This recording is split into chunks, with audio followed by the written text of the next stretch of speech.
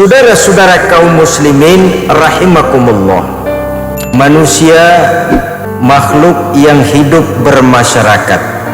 Tidak ada seorang pun di antara kita yang bisa hidup dan memenuhi kebutuhan hidup ini secara seorang diri. Tiap kita memerlukan yang lain dan yang lain pun memerlukan kita. Saudara-saudara kaum muslimin rahimakumullah, oleh karena tidak mungkin secara bersama-sama manusia mengatur kehidupan mereka, lalu diadakanlah seleksi sosial yang melahirkan pemimpin-pemimpin untuk mengatur kehidupan mereka. Saudara-saudara kaum muslimin rahimakumullah, apapun namanya, manusia memerlukan pemimpin. Manusia memerlukan satu bentuk pemerintahan, dan beruntunglah rakyat yang punya pemerintahan. Saudara-saudara kaum muslimin rahimakumullah, apa saudara pernah membayangkan kalau kita hidup tanpa satu pemerintah? Umpamanya saja, tepat jam 000 pemerintah mengumumkan di radio dan televisi, umpamanya kepada seluruh rakyat Republik Indonesia, mulai malam ini diumumkan tepat jam 00 pemerintah bubar. Umpamanya, saya tidak akan sanggup membayangkan bagaimana kehidupan ini jadinya. Akan terjadilah di mana yang kaya menyantap yang miskin, yang kuat menindas yang lemah. Saudara-saudara kaum muslimin rahimakumullah, rumah saudara dirampok orang, lapor ke polisi, kata polisi, maaf saudara, polisi baru bubar. Hak asasi saudara diinjak-injak, mengadu ke pengadilan, pengadilan pun bubar. Masih ada pemerintah saja kadang-kadang yang kuat suka menekan yang lemah. Masih ada pemerintah saja yang kaya kadang-kadang suka menyantap yang miskin. Apalagi kalau tidak ada pemerintah. Saudara-saudara kaum muslimin rahimakumullah, ada satu hal yang menonjol dari ciri seorang kepemimpinan, yaitu bertakwa kepada Allah Subhanahu wa ta'ala. Jangankan seorang pemimpin, pegawai negeri saja kalau dilantik mesti ada kata-kata bertakwa kepada Tuhan Yang Maha Esa, apatah lagi seorang pemimpin.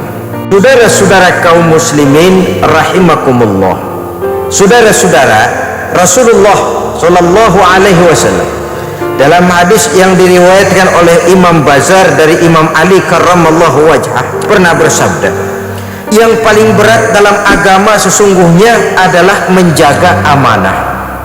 Maka tidak ada agama bagi orang yang tidak bisa menjaga amanah.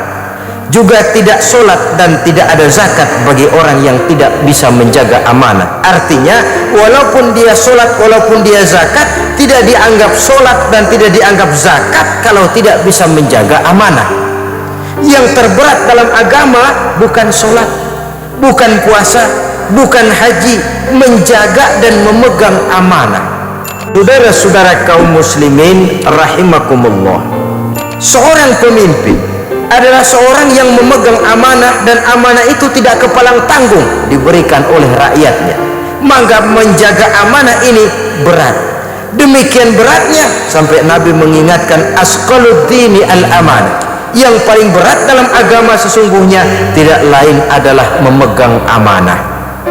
Karena itu berbahagialah masyarakat, tegaklah jaya dan tegaklah suatu negara kalau mempunyai pemimpin-pemimpin yang adil. Saudara-saudara kaum muslimin rahimakumullah, saudara-saudara, kelihatan benar Khalifah Abu Bakar Siddiq radhiyallahu an, pada saat beliau dipilih menjadi Amirul Mukminin, pidato pelantikannya terkenal.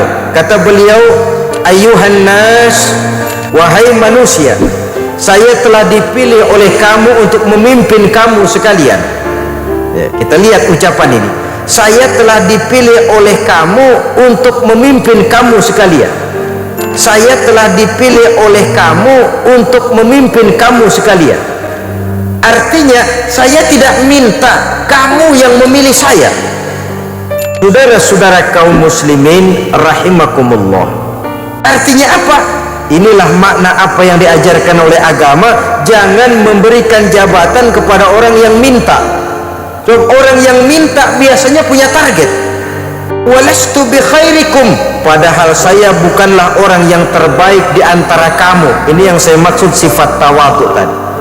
Saya telah tuan-tuan pilih untuk memimpin tuan-tuan semua, padahal saya bukan orang yang terbaik di antara tuan-tuan.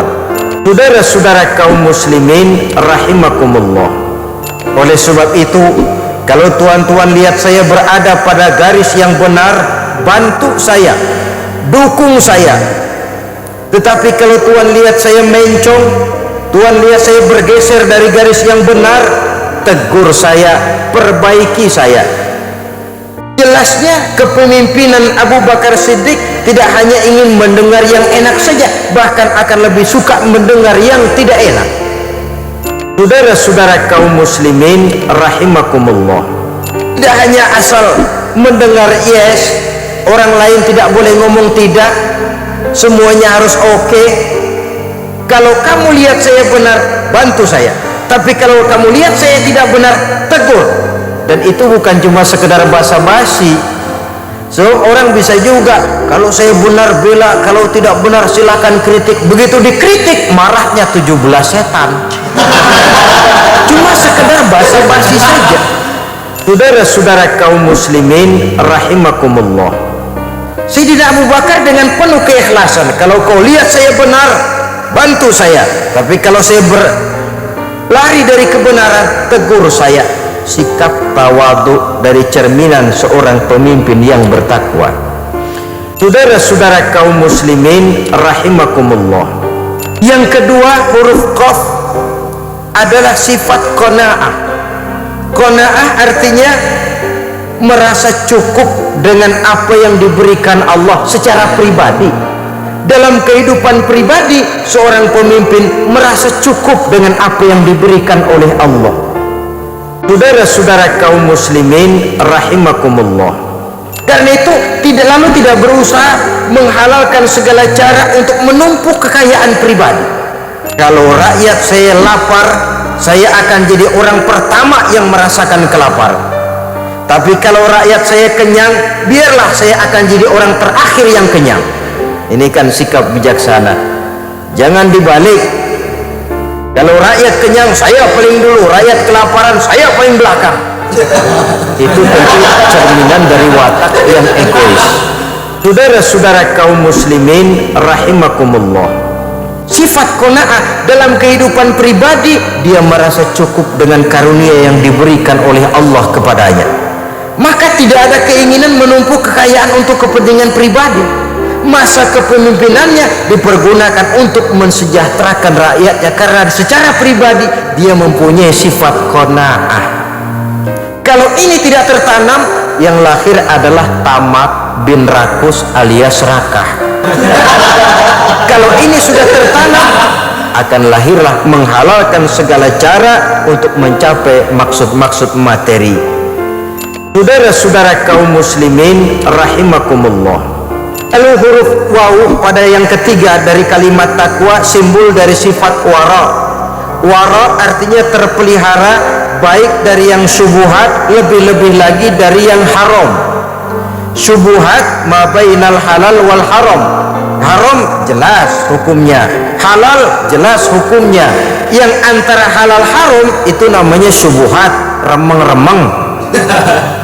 Jadi kalau kalian remaja, pemuda suka di tempat remeng-remeng, namanya pemuda syubhat. Saudara-saudara kaum muslimin rahimakumullah, walaupun syubhat itu belum jelas halal haramnya, tapi kemungkinan haramnya lebih banyak daripada halalnya. 70-30 lah syubhat itu. Seorang pemimpin yang bertakwa punya sifat wara. Jadi jangankan dari yang haram, dari yang syubhat saja terpelihara. Saudara-saudara kaum muslimin rahimakumullah, kalau dari yang syubhat sudah terpelihara, jangankan yang nyata-nyata korupsi, yang uang upeti, uang hadiah, uang semar, uang semir, uang semur, dia berusaha Sebab sekali peluang diberikan, itu akan jadi budaya. Sekali dia jadi budaya, itu akan jadi contoh bagi orang-orang di bawahnya. Sehingga pepatah bilang, bagaimana bayangannya mau lurus kalau kayunya bengkok? Kalau kayunya bengkok, bayangannya wajar saja bengkok. Kalau kayunya lurus, insya Allah bayangannya lurus. Kalau gurunya kencing lari, insya Allah muridnya kencing kabur. Kenapa? Fotokopi. Bagaimana aslinya? Inilah artinya diperlukan sikap keteladanan. Sifat wara membuat orang terpelihara, baik dari yang subuhat, lebih-lebih dari yang haram. Saudara-saudara kaum muslimin rahimakumullah. Kemudian yang terakhir, huruf waw pada kalimat, huruf ya pada kalimat takwa, kata Imam Qushairi, menggambarkan sifat yakin. Seorang pemimpin harus punya prinsip, harus punya pendirian. Walaupun dia harus mendengarkan pendapat orang lain, tapi dia tidak boleh hanyut. Tapi kalau dia tidak punya pendirian, dia akan dipermainkan oleh orang-orang di sekeliling dia. Kelemahannya dimanfaatkan, posisinya digunakan, tentu oleh orang-orang yang punya kepentingan-kepentingan tersendiri. Saudara-saudara kaum muslimin rahimakumullah, satu kali ini dibukakan pintu, akan terbukalah peluang untuk selanjutnya. Dia akan mengakar dan membudaya, dan sulit untuk menutupnya seperti semula. Saudara-saudara kaum muslimin rahimakumullah, karena itu saudara-saudara kaum muslimin, dalam bentuk yang ideal, kelahiran dan kehadiran seorang pemimpin dalam masyarakat sama saja dengan kehadiran seorang imam dalam kita sholat berjamaah. Sholat berjamaah kita perlu imam, perlu makmum, betul? Begitulah hidup bermasyarakat, perlu ada rakyat, perlu ada pemimpin. Saudara-saudara kaum muslimin rahimakumullah, ada imam tidak ada makmum, tidak bisa berjamaah. Ada makmum tidak ada imam, mau ngapain di masjid? Masyarakat juga begitu. Ada rakyat tidak ada pemimpin, gerombolan. Ada pemimpin tidak ada rakyat, yang mau dipimpin apaan? Keduanya penting, keduanya terikat oleh interaksi. Namun kenyataan mengajarkan dalam sholat, jadi makmum lebih gampang daripada jadi imam. Saudara-saudara kaum muslimin rahimakumullah, makmum siapa saja silakan. Masbuk ketinggalan 2 rakaat saja masih boleh nyusul kok, itu makmum. Artinya dalam masyarakat, jadi rakyat lebih gampang daripada jadi pemimpin. Orang jadi rakyat sih nggak perlu seleksi, asal lahir ya rakyat sudah itu. Tapi seorang pemimpin lewat seleksi, lewat berbagai momen, dia muncul menjadi seorang pemimpin. Saudara-saudara kaum muslimin rahimakumullah, jadi nilai dasar yang paling utama dengan kacamata agama, modal dasar dari seorang pemimpin adalah ketakwaannya kepada Allah. Dari takwa terpantul sikap tawadhu yang melahirkan ketahanan mental, qanaah yang melahirkan disiplin murni dan terpelihara diri dari sifat tamak dan rakus, wara yang membuat ia terpelihara dari perbuatan yang tercela, dan yakin yang membuat ia stabil walaupun dengan tetap mendengarkan pendapat dan perhatian dari orang lain. Saudara-saudara kaum muslimin rahimakumullah, pemimpin yang bertakwa artinya yang mempunyai sikap tawadhu, jauh dari sifat membesar-besarkan hasil karyanya sendiri. Bahkan seluruh kebaikan yang dikerjakannya hanya merupakan kewajiban dari seorang pemimpin. Apa yang harus dipuji dari orang yang melaksanakan kewajibannya? Sebagai muslim misalnya, kita berkewajiban sholat, perlukah kita dipuji karena sholat? Tidak, itu kewajiban. Seorang muslim berkewajiban puasa di bulan Ramadan, perlukah kita dipuji karena kita berpuasa di bulan Ramadan? Tidak, karena itu merupakan kewajiban. Seorang pemimpin berkewajiban mensejahterakan rakyatnya, perlukah dia dipuji karena berhasil membawa rakyatnya menuju masyarakat yang adil dan makmur? Kalaupun memang dia dipuji, itu urusan orang lain, tapi kalau dia sudah minta dipuji, itu kehilangan sifat tawadhu'nya. Saudara-saudara kaum muslimin rahimakumullah, tidak hanya bisa memulai sesuatu secara baik, tapi bisa mempertahankan kebaikan itu sampai di akhir masa kepemimpinannya. Itu yang utama.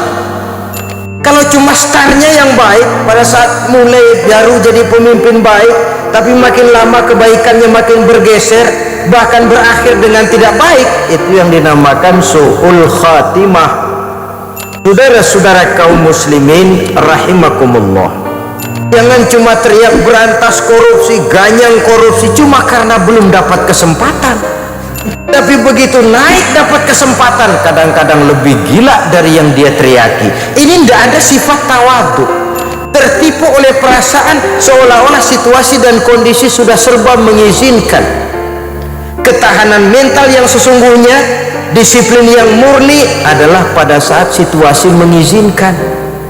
Kalau situasi tidak mengizinkan, saudara tidak mencuri. Kenapa? Ada polisi, itu situasinya yang tidak mengizinkan. Tapi kalau polisi tidak ada, situasi mengizinkan, disitulah watak seseorang kelihatan dengan sesungguhnya. Saudara-saudara kaum muslimin rahimakumullah, karena itu berbahagialah masyarakat, tegaklah jaya dan tegaklah suatu negara kalau mempunyai pemimpin-pemimpin yang adil. Saudara-saudara kaum muslimin rahimakumullah, ada dua golongan manusia. Kalau keduanya baik, masyarakat akan ikut menjadi baik.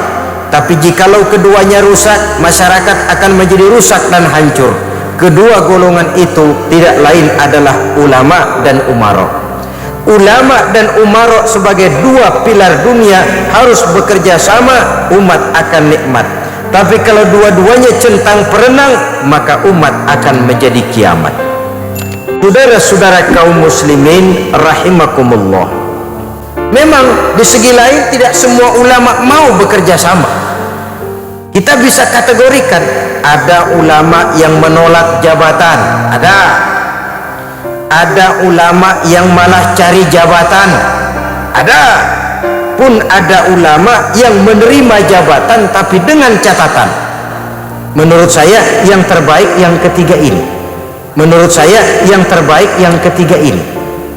Saudara-saudara kaum muslimin rahimakumullah, ada ulama yang menolak jabatan tergantung motifnya. Umumnya karena kekhawatiran diri, manakala dia berkecimpung terlalu jauh dalam jabatan kepemerintahan,